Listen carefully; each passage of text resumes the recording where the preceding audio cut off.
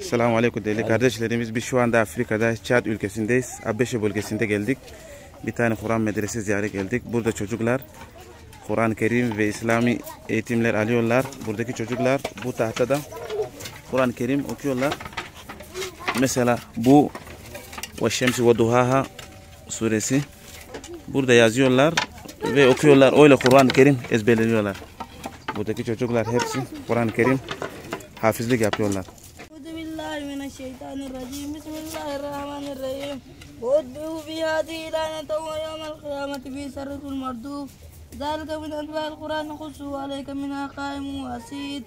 Yetimler Vakfı olarak şu an Orta Afrika ülkesi Çad'ın Abbeşe kentinin Simvara beldesindeyiz. Burada 400 çocuğumuzun okuduğu bir medresemiz var. Bu çocuklarımızın hepsi hafızlık okuyor. Kur'an-ı Kerim ihtiyaçları vardı. Hayır sahiplerinin bize emanet etmiş olduğu Kur'an hediyelerini inşallah birazdan bu genç kardeşlerimizin hepsine dağıtacağız. Hayır sahiplerinin hepsinden Allah razı olsun.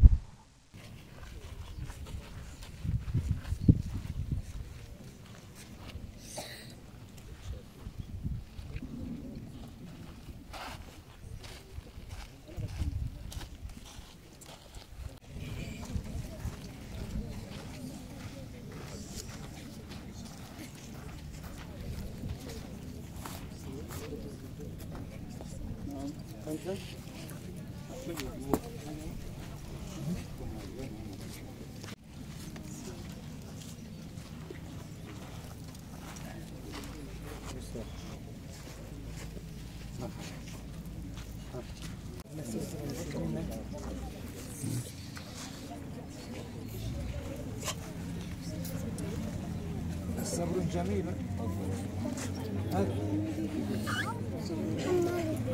اسمه هارون ياسين ما شاء الله ياسين والقرآن الحكيم إنك لمن المرسلين. أعوذ بالله من الشيطان الرجيم. بسم الله الرحمن الرحيم. قل هو الله أحد الله الصمد لم يلد ولم يولد ولم يكن له كفوا أحد.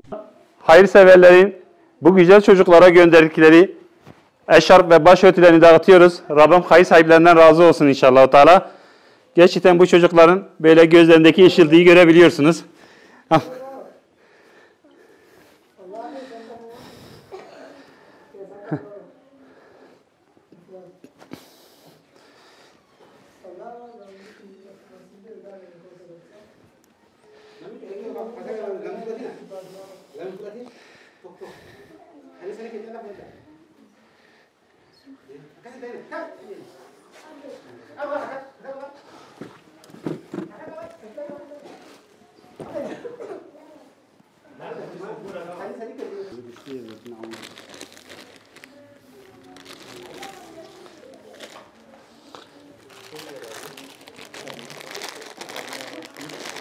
Araba yavaşmış. Araba